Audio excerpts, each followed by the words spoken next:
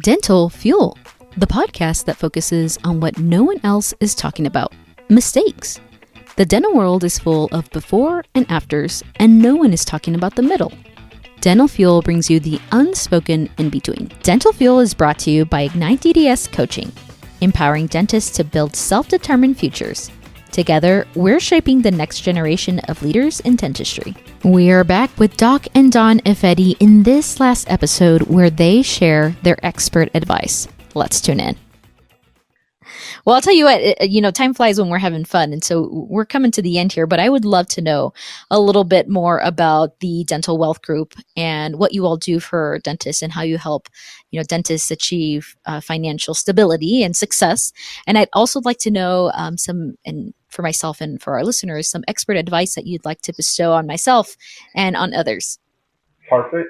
So the Dental Wealth Group, Generational Dental Wealth, is a podcast platform.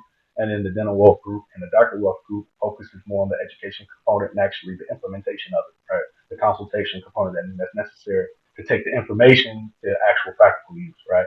So we work off a framework of five main steps. Number one is rich life discovery, figuring out what exactly will it take for your life to be optimized, right? Like, again, working 5 days a week might be what you want. Working 3 days a week like us might be what we want, right? So what exactly is a good rhythm? I like to say dentistry is like a vehicle, right? If you know how to drive the car, it can get you to anywhere you want to go, to your wildest dreams, right? But if you don't know how to change the gears, I'm not sure if you've ever driven a stick shift before or not, but there's gears in a stick shift, right? So you got to think about it. The different gears are like student debt. That's a gear, right? Then you got to learn how to actually be clinically proficient. That's another gear. Then you got to learn how to manage your finances. That's another gear. Then you have to know how to manage teams. So there's so many different gears in this car of dentistry that how can you figure out how to, number one, drive the car and then get to a speed that you're comfortable at, right? Some people can drive at 80 miles per hour and that's burning too much fuel, right? Some people might drive at 20 miles per hour and you're never going to get to your destination. How do you get to that 55 cruising altitude that, you know what, I'm good, I'm hitting all the goals I want to hit, and I can do this for as long as I want to, right? There's a lot of burnout that goes on in dentistry because, again, some people are just going too fast, trying to compensate for some different areas in their life. Right. So that's why step number one is rich life discovery, figuring out what you want. Number two is tax mitigation. For most people don't understand, the biggest expense in our life are not houses, are not cars, it's actually taxes, right? For the average dentist, 2/3 of your week, up to 2/3 is what you're taking home, right? 1/3 is actually going to the government. So think to yourself, if you're working 5 days a week, you can think about Monday and Tuesday being the government's portion. So everything you make on every Monday and Tuesday is the government. And what you make Wednesday, Thursday, Friday is yours to take home. So the question is, how can we start mitigating that in a way that is done in a tax advantage way? Because without an understanding of how taxes affect our lives, we can try to outproduce our problems, but never really get to that 55 miles per hour speed, right? The next, extreme ownership. Because once you know what your rich life looks like, once you know how to actually start putting your tax strategy in place, now you have to take extreme ownership of your position.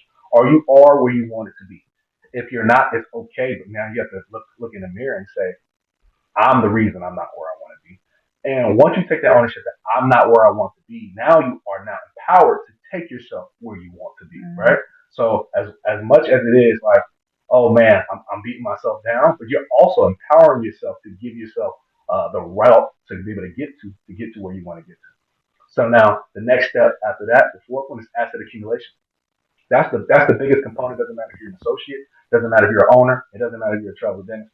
There has to be some form of conversion of your income to some version of an asset. It might not be real estate, it might not be stocks, but it has to be some form of an asset. Because the thing about money is, if it's not growing, it's dying, right? So therefore, when you're making money, number one, you have to automatically think to yourself, Monday and Tuesday, I'm working for the government, right?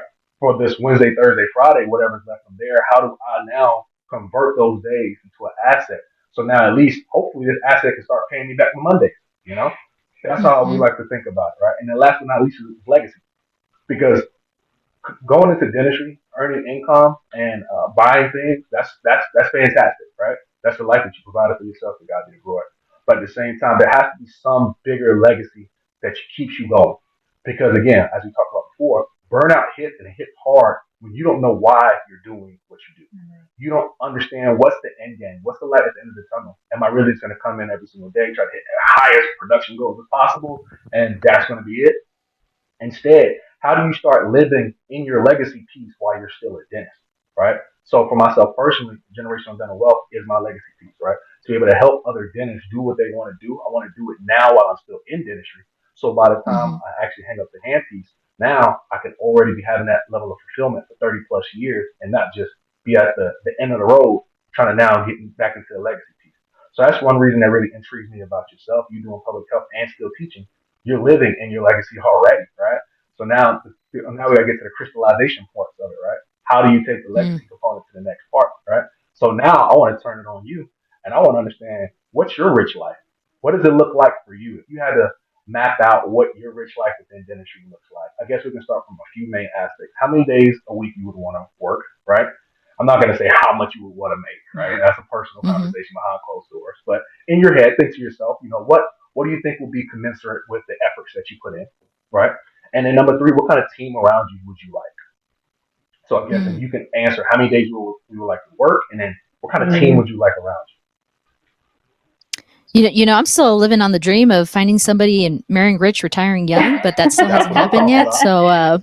So In due time. we'll put that out there for any listeners who may have a connection there. But I'd love, for me, I think full time I'd like to do education one day, Okay. and so I think that that probably be something that's still 5 days a week. But I think that if I could be, if I could put out an ideal schedule without that in mind, it'd probably be like 2-3 days a week practicing, and then the rest maybe either spending time in education or lecturing somewhere. I think that would be great. And as far as a team would go, I'd like a team that supports a vision of providing quality care to all patients, regardless of what socioeconomic background that they have, and just really loving the profession as much as I do. That's really good. That's really good.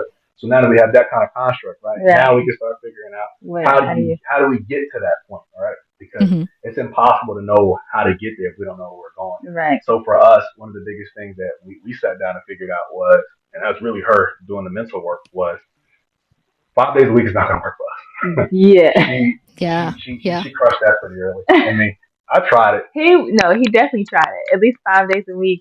The 312s in the office and then out on the road for the other two.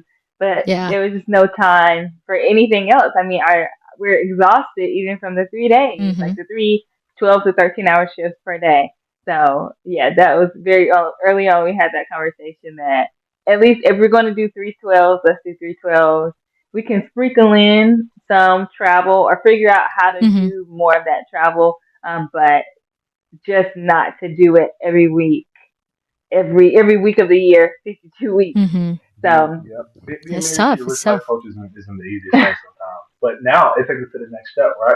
I'm not sure how well versed you are when it comes to taxes, but do you have an accountant? Is there somebody you work with to work through your taxes? I have an accountant who helps out. Perfect. So that's a key component right there, right? So once that's understood, now we move on to the next step: extreme ownership. Now, if you have to rate yourself from like a scale of 1 to 10, 1 being like I don't feel any control of my life, and 10 it means I understand every component of my life. I feel fully empowered. Where would you say you lie on that spectrum? Oh, probably about a 4 or so.